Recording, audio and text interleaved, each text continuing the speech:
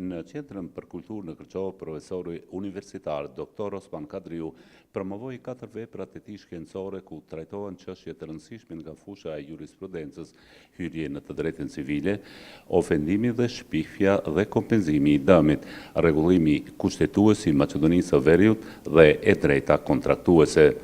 Profesori Osman Kadriu është gjykatës në gjykatën kushtetuese dhe paraqet një aset në fushën e së drejtës. Këto vepra janë trajtime specifike nga fusha e drejtësisë që do të shërbejnë studentët dhe studiuesve të juridikut, prokurorëve dhe gjykatësve nga vendi dhe rajoni, sepse ata hapin dhe provokojnë tema në fushën e të së drejtës dhe në mënyrë të veçantë në gjyqësinë kushtetuese. Përfshirë këtu edhe nevojën e mënyrës së re të vendimmarrjes nga ana e gjykatës kushtetuese, potencuan kolegët e tij, profesorët universitar Fatmire Doko Lumani, Mersi Maksuti, Zinete Hasani dhe Bashkim Sulejmani. Jam e privilegjuar të them që sot do të flas për veprën e profesor Osman Kadriut, një autor i mrekullueshëm, një profesionist i dalluar, për të cilin mund të themi vetëm fjalë miradije, sepse për të flet vepra e tij si me libra, po ashtu edhe në jetën juridike, në punën, profesionin e tij që e bën me shumë zell dhe me dashuri. Unë tani do të flas në lidhje me rregullimin kushtetues të Maqedonisë së Veriut, por duke u bazuar në një kapitull të veçantë, kapitullin e 3, që bën fjalë mbi liritë dhe të drejtat themelore të njeriut. Shkaku i materisë së veçantë dhe specifike, lënda e drejta kushtetuese zë vendin primar në Fakultetin Juridik të libri universitar Rregullimi kushtetues i Maqedonisë me autor profesor doktor Osman Kadriu ka një vlerë të madhe nga aspekti mësimor, profesional, shkencor dhe është e një niveli të lartë akademik. Autori i këtij libri të mrekullueshëm i reket me shumë profesionalizëm, lehtësi, qartësi, shqyrtimit të çështjeve që kanë të bëjnë me rregullimin shtetëror dhe shoqëror të vendit tonë. Ai si rrallë kusht është njohës i shkëlqyer i rregullimit shtetëror dhe kushtetues. Si një libër me vlerë të madhe, ku shqyrtohen çështje të rëndësishme nga sfera e drejtësisë, mes tjera shqyrtohen dhe liritë dhe të drejtat e njeriut dhe qytetarit si një e drejtë kushtetuese. Autori është profesionist i lirive dhe të drejtave të njeriut dhe qytetarit, të cilat përcaktojnë demokracinë kushtetuese të një shteti. Mimroma të dashur kërçovar të mi, me që s'kom pas rast të dalë shumë këtu për para Kërçovës time, po ja rasti kemi sonte, edhe këtë e bëj me kënaqësinë më të madhe, për arsye se jam këtu për të folë për librin e profesorit ton të dashur, profesor doktor Osman Kadriut. Fillimisht më lejoni të them se libri Rregullimi kushtetues i Maqedonisë së Veriut i profesor doktor Osman Kadriut paraqet një botim i cili vjen si rezultat i punës së tij shumë vjeçare. Jo vetëm aq, po ashtu ky libër vjen si rezultat edhe i strukturuar i ligjëratave të tij, cilat i kanë bajt me vite, gjatë gjithë kohës së tij, po vazhdon me kësaj dite libri, teksti i tij, domethënë të shfrytëzohet po ashtu njësoj si tekst universitar që ka pasur në kohën e tij. Gjithashtu libri i tij, profesorit, vjen edhe si rezultat i asaj se profesori ka një përvojë të gjatë institucionale, me duke qenë bartës i pozitave të ndryshme publike në shtet, dhe duke shfrytzuar dhe përvojën e tij të gjatë jetës së tij, e ka bartë në librin e tij dhe kjo është një vlerë dhe një merit tjetër që e pasuron më shumë këtë libër. Gjithashtu libri profesor Osman Kadriut vjen edhe si rezultat që pasurohet në këtë libër edhe daljet e tij publike të shpeshta, gjithmonë në kuptimin profesional. Sa herë ka pas zhvillime politike, por edhe në fushën e legjislacionit, kur parlamenti është dashur sjellë një ligj apo institucionet tjera të shtetit të shdash sillin një vendim. Gjithmonë profesor Osmani ka qenë prezent media, duke kontribuar, duke ndihmuar çështjes, gjithmonë me profesionalizmin e tij e ka vënë në shërbim, jo vetëm të interesit publik, që ka qenë një avokat vërtet, por edhe gjitha çështjeve që kanë tanguar shoqërinë tonë, sidomos të drejtat nacionale të shqiptarëve. Ne kemi pas shumë me rastin me profesor Osman Kadriun të dalin dhe të debatuem për çështje të ndryshme në shtet, madje shpesh pa u konsultuar, kemi pas çaste të japim të njëjtat deklarata në media, kur e kam pa profesorin në të njëjtin moment ka qenë aty para me, ka dhënë deklaratë, kur shpesh kemi qenë, po thuaj se shpesh kemi qenë në vit të njëjtë, për arsye se kemi mbrojt kauzën tonë, edhe kjo më besoni më gëzonte dhe më qetësonte se edhe unë shifsha vetveten se jam në vit, domethënë, të profesionalizmit dhe në vit të drejtë edhe në kuptime të tjera. Kjo domethënë gjithmonë më ka gëzuar.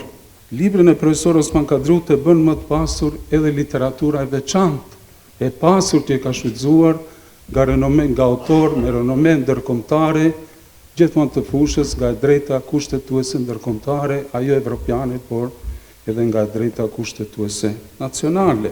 Në librin e tij, në mënyrë të veçantë dalet në sistemin politik dhe në organizimin e organeve të pushtetit shtetëror, ku në mënyrë të veçantë nuk do të hyj në detaj të tregoj se cilin institucion për arsye të kohës dhe me që jemi këtu para një publiku të gjerë, një qasje pak më ndryshe, domethënë profesori në librin e tij përshkruan gjitha institucionet, organet më të rëndësishme të pushtetit, duke u nisur nga kuvendi, presidenti i Republikës, qeveria, prokuroria publike, gjykata dhe në mënyrë të veçantë dalet të gjykata kushtetuese, siç kemi nderin dhe krenarin që të jetë prej kërçave edhe antari gjykatës kushtetuese, domethënë gjykatën kushtetuese dhe një personalitet që me dinjitet të plot e mbron dinjitetin e tij pranë kësaj gjykate.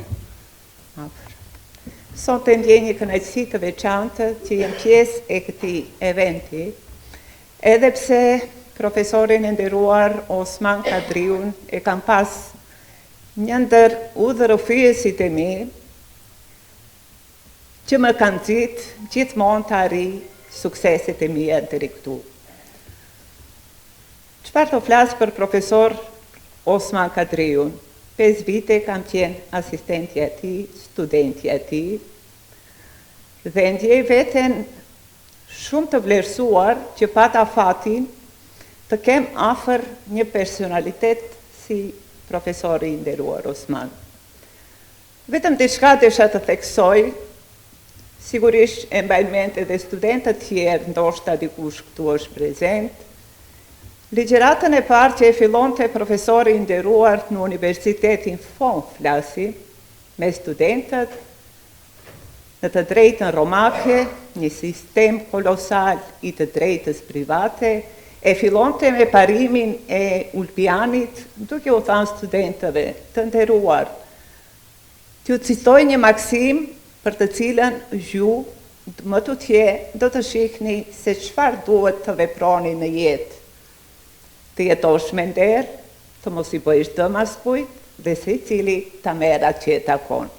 Këto ishin fjalët e para të profesorit Osman, që edhe sot e kësaj dite unë i mbaj mend dhe shoh se me të vërtet ky personalitet i lartë gjithë jetën e tij ja kushtoi arsimit, shkencës, por me modestinë e tij të rrallë, me profesionalizmin e tij maramendës, që tash unë thjesht më të them dhe t'i vej sonte një emër, Ulpiani i kohës moderne.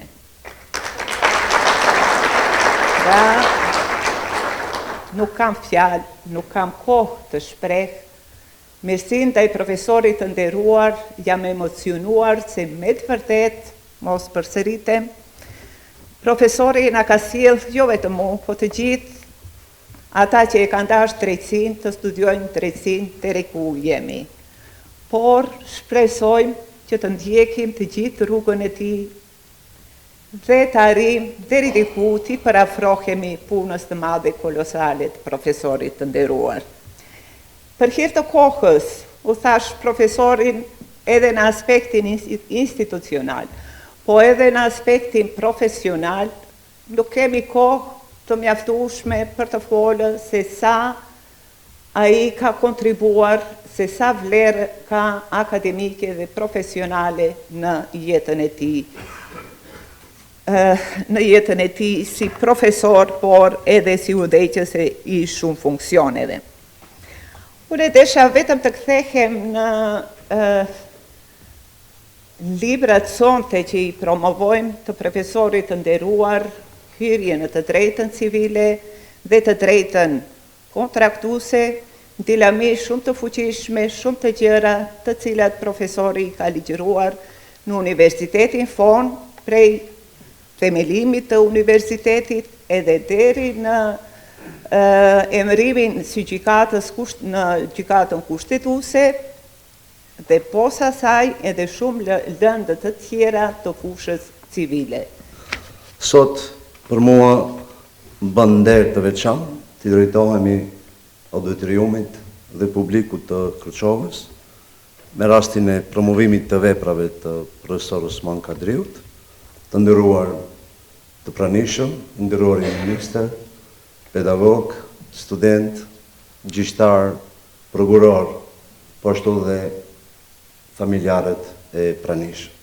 Dia është një sakrificë. Ne sot jetojmë në një kohë të pakohë, kur përpiqemi të shkruajmë, por sa kemi lexues. Cila është më rëndësi? Më rëndësi është se lexuesit i jepet rasti dia po më shumë herë, ndërsa shkruesit vetëm një herë. Dhe këta shkrues që ndajnë nga vetvetja, viktimizojnë kohën më të lirë dhe lënë prova materiale për jetësimin e këtij kombi, fatmirësisht këto profe ka dëshmuar profesor Osman. Është me rëndësi të themi se libri profesor Osmanit, po ashtu praktik gjyqtari i gjykatës kushtetuese, trajton një temë të jashtëzakonshme, të ndjeshme dhe aktuale, shpifjen dhe mashtrimin për shpifje, si dhe kalimin e tyre nga vepra penale në kontest civil. Kjo vepër nuk është thjesht një analizë ligjore, por një reflektim serioz mbi raportin ndërmjet shtetit, të drejtës, lirisë së shprehjes dhe mbrojtjes së dinjitetit njerëzor. Autori me përvojën e tij të gjatë akademike dhe institucionale arrin të ofrojë një qasje të balancuar dhe duke vendosur çështjet në kontekstin kushtetues, civil, procedural, si dhe përputhje me standardet europiane për të drejtat e njeriut. Një nga kontributet kryesore të librit është shpjegimi i qartë se dekriminalizimi i shpifjes nuk paraqet dobësim në mbrojtjen juridike, por një zhvendosje drejt një mekanizmi më proporcional, më demokratik dhe më civilizues të përgjegjësisë juridike. Në këtë aspekt, autori argumenton se përgjegjësia civile është më e përshtatshme për të mbrojtur reputacionin pa krijuar efekte friksues mbi lirinë e shprehjes. Nga ky gëdhmështrimi së drejtës civile, libri ofron një analizë të detajuar mbi mënyrën e dëmit që pasuror, kriteret për vlerësimin e shpifjes, standardet e provës dhe rolin e gjykatës së ruajtjes së proporcionalitetit ndërmjet palëve. Në fund, autori Osman Kadriu i falenderoi të pranishmit dhe kolegët e tij që dhanë vlerësimet e tyre mbi 4 veprat e promovuara në Kërçovë, të cilat së shpejti do të promovohen edhe në Shkup. Të nderuar gjithë pranishëm, në këtë qaste e kam shumë rëndë të flasë si autori veprave, me qese autori veprave kur ka folës të mirë, kur ka moderator të fort, kur ka recenzent të jashtëzakonshëm, atit nuk i ngel kur gjatë ju tërsen, me qenë se kreta jo çka është materje veprave, është e trajtuar edhe shpjeguar nga kolegët. Por prapse në këto qaste, duke respektuar prezencën e juaj, e cila prezencë mundsoj që ky promovim tjetë madhështor akademik e shoh të arsyeshme me çik fjalë dhe fjali të prononcohen. Më lejoni.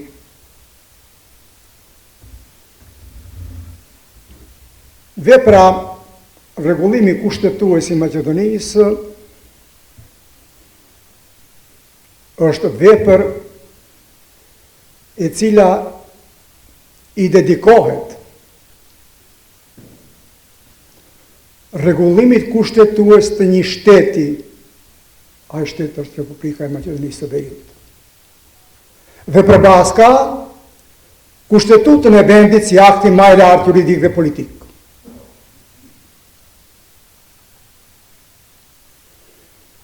Meqense kjo land përfshin një mori të çështjeve, unë vetëm dhe të prononcohem, ju lutem, për 2-3 çështje të cilat janë edhe risi të sistemit tonë tash politik, të regjimit politik,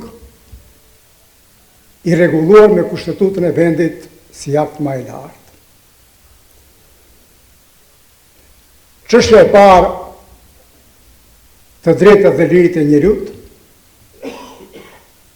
Çështja e dytë, pronësia dhe garanca kushtetuese e pronësisë. Edhe çështja e tretë, njërisi në sistemin tonë politik, me kërkesë të Kushtetutës, ligjdhënësi që i obliguar që me kodin penal të miratuar në vitin 1996 të bën dekriminalizimin e veprave që ekzistonin në sistemin socialist, veprat politike penale. Është risi mjaft e rëndësishme. Ne jemi dëshmitar se në sistemin e mëparshëm socialist,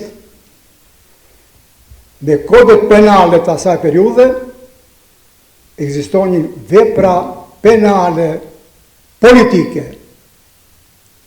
edhe shumë qytetarë të vendit tonë, edhe të hapësirave tjera në kuadër të Jugosllavisë, kanë vuajtur dënime drakonike për veprat politike penale. Këto vepra tash nuk ekzistojnë, që është rretham shumë e rëndësishme, është një progres. Edhe ne, kur u miratua kushtetuta edhe ligji penal, ishim të mendimit se çështja e përgjegjësive penale do të jetë relikt i të kaluarës. Por çka ndodhi? Ndodhi edhe tash. Edhe pse nuk ekzistuan në kodin penal vepra politike penale, në praktik edhe tash ndodhin, ju lutem, procedura të montuara të karakterit politik. Edhe kemi qytetarë që edhe tash janë në vojtje të dënimit në bazë të procedurave të montuara me prapavi përsëris politike. Mendoj se në të ardhmen edhe kjo dukuri do të përballohet, meqense atë nuk e lejon kushtetuta, a nuk e parashikon edhe kodi penal.